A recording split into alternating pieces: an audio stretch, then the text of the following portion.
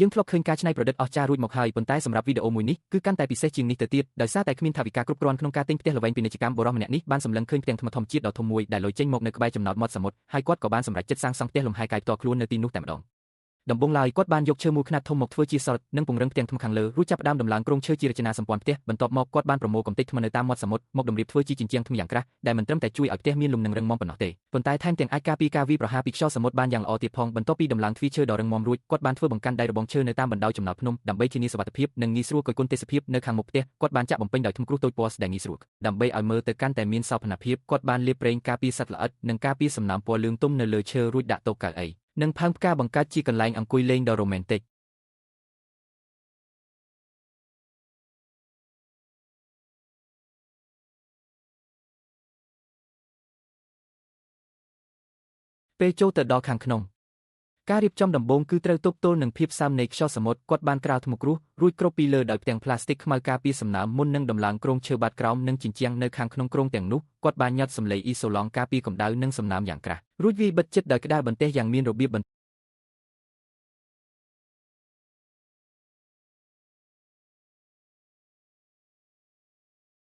ទាប់មកទៀតគាត់បានរៀបចំក្រាលកម្រាលឈើប្រណិតនិងវាជញ្ជាំងឈើពណ៌ស្អាតដែលធ្វើឲ្យបន្ទប់ដែលធ្លាប់តែងឹតនិងចង្អៀតប្រែជាភ្លឺស្រឡះនិងមានផាសុកភាពខ្លាំង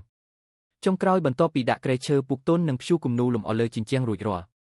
អោព្រះអើយលំហក្រោមផ្ទាំងថ្មដែលធ្លាប់តែសម្រាប់ចម្រោកជ្រោះភ្លៀងខ្យល់បានក្លាយជាបន្ទប់គេង Sea View ដ៏ប្រណិតនិងកក់ក្ដៅដែលអាចរស់នៅបានយូរអង្វែងរាល់ព្រឹកគ្រាន់តែបើកភ្នែកឡើងគឺអាចមើលឃើញផ្ទៃសមុទ្រដ៏ធំល្វឹងល្វើយនិងស្ដាប់សំឡេងរលកបោកបក់គួរឲ្យច្រណែនបំផុត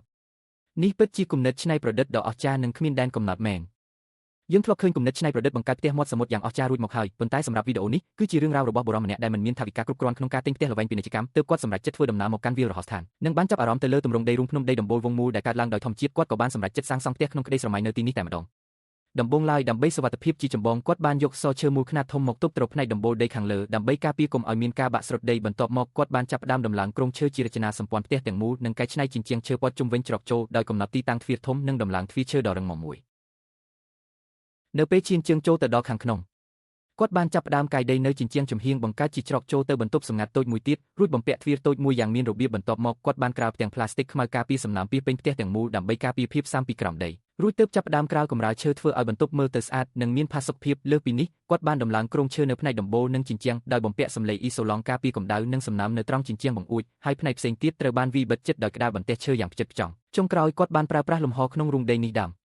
បីដំឡើងទូផ្ទះបាយតូកៅអីអាហារធ្វើពីឈើបែបបុរាណព្រមទាំងរៀបចំតុបតែងលម្អផ្កានិងភ្លើងគោមយ៉ាងរ៉ូមែនទិកធ្វើឲ្យរូងដីកណ្ដាលវាលរហស្សឋានប្រែជាផ្ទះដ៏មានជីវិតរស់រវើក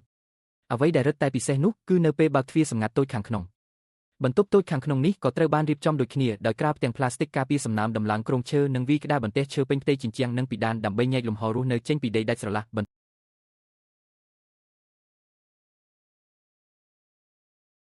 ្ទាប់ពីដំឡើងក្តារបន្ទះរួចគាត់បានលាបថ្នាំពណ៌ស្ពៀសពេញបន្ទប់ដែលមិនត្រឹមតែជួយការពារសំណើមប៉ុណ្ណោះទេប៉ុន្តែធ្វើឲ្យបន្ទប់មើលទៅភ្លឺស្រឡះនិងស្អាតខ្លាំងគាត់បានច្នៃរលាក់ឈើបាតក្រោមធ្វើជាគ្រែគេងដាក់ពូកខ្នើយកម្រាលព្រំរួមទាំងដំឡើងធ្នើឈើជាប់ជញ្ជាំងសម្រាប់ដាក់សៀវភៅនិងវត្ថុលម្អ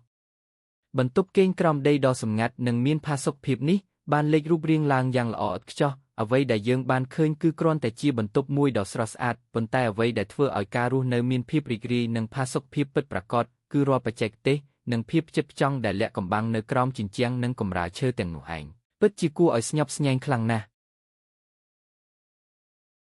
បុរសម្នាក់នេះមានថវិកាគ្រប់គ្រាន់ប៉ុន្តែគាត់មិនជ្រើសរើសទិញផ្ទះល្វែងពាណិជ្ជកម្មនោះទេផ្ទុយទៅវិញគាត់បានធ្វើដំណើរមកកាន់ព្រៃជ្រៅហើយចាប់អារម្មណ៍លើរូងភ្នំថ្មធម្មជាតិមួយកន្លែងដើម្បីច្នៃវាជាផ្ទះលំហែកាយផ្ទាល់ខ្លួន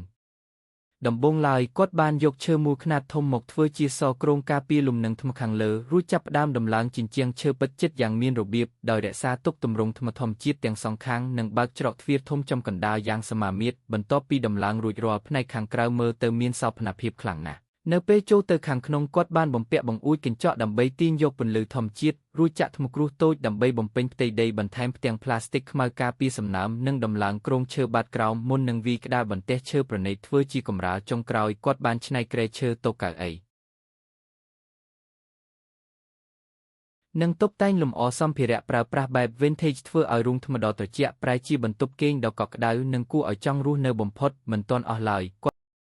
ថែមទាំងបានរកឃើញរូងភ្នំធម្មជាតិដ៏អស្ចារ្យមួយកន្លែងទៀតដែលស្ថិតនៅលើចំណោតភ្នំខ្ពស់អាចមើលឃើញទិដ្ឋភាពទឹកបឹងនិងជួរភ្នំដាច់កន្ទុយភ្នែកដំបូងគាត់បានសម្អាតកំទេចថ្មនិងរបស់របរផ្សេងចេញឲ្យអស់រួចបង្កប់ខ្សែភ្លើងវេតាមបណ្ដោយជញ្ជាំងថ្មធម្មជាតិធ្វើឲ្យរូងភ្នំដែលធ្លាប់តែងឹតប្រែជាភ្លឺរន្ទាលយ៉ាងមានសោភ័ណភាពគាត់បានក្រាបទាំងផ្លាស្ទិកការពារសំណើមចាក់ថ្មគ្រោះរួចដំឡើងគ្រោងឈើបាតក្រោមយ៉ាងរឹងមាំព្រមទាំងញ៉ាត់សម្លេងអ៊ីសូឡង់ការពារកម្ដៅនិងសំណើមមុននឹងក្រាវកម្រាលឈើប្រណីតអ្វីដែលពិសេសបំផុតនោះគឺគាត់បានសាងសង់ចង្ក្រានកម្ដៅភ្លើង fireplace ធ្វើពីថ្មយ៉ាងប្រណីតជាប់ជញ្ជាំងបន្ទាប់ពីដំឡើងកម្រាលឈើលងស្រើរៀបចំគ្រែគេងទន់ឈុតសាឡុងទំនើបនិងតុបតែងភ្លើងទៀនយ៉ាងរ៉ូមែនទិករួចរាល់អព្រះអើយរូងភ្នំធម្មជាតិដ៏សាមញ្ញបានបដូររូបរាងคล้ายជាវិឡាលំហែកាយលំដាប់អភិជននៅពេលរាត្រីឈានចូលមកដល់យើងអាចគេងមើលផ្កាយពេញមេឃនិងពន្លឺភ្លើងទីក្រុងពីជំងាយយ៉ាងស្រស់ស្អាតវីដេអូនេះបានបង្ហាញឲ្យឃើញថាឲ្យតែយើងមានគំនិតច្នៃប្រឌិតនិងការតស៊ូសូម្បីតែរូងភ្នំធម្មតាក៏អាចប្រែជាផ្ទះក្នុងក្តីស្រមៃបានដែរ